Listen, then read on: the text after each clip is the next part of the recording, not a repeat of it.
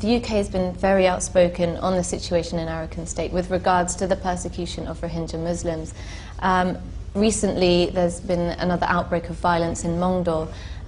What is your view on that? Well, you may have seen there was a statement from us and from the US Embassy on Friday on that issue.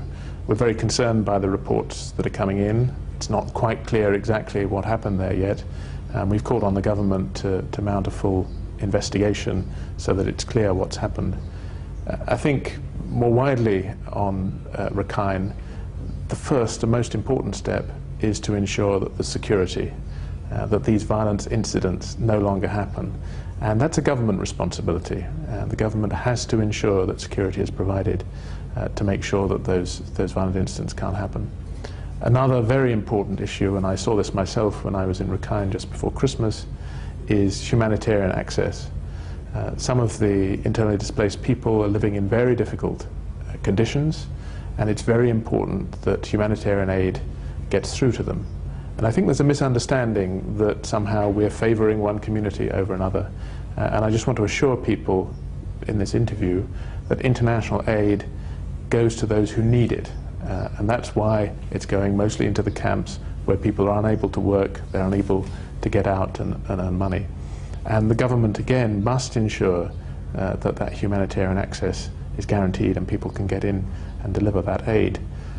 Finally, of course, there's a bigger question about the future of Rakhine, the future of the communities there, and we are urging the government to take forward the process of citizenship to ensure that those people who are entitled to citizenship get it and their status is clear.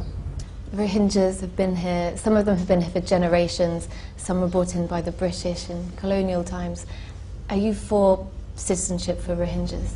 Well, what the Burmese government has said is that they're going to apply the 1982 citizenship law. My understanding is that that says that if you've lived here for a number of generations, you're entitled to citizenship. Now, my view from our research is that a very large number of the Rohingya population will be entitled to citizenship under the provisions of that law. But of course it's for the government to conduct an exercise to see who is entitled and who isn't.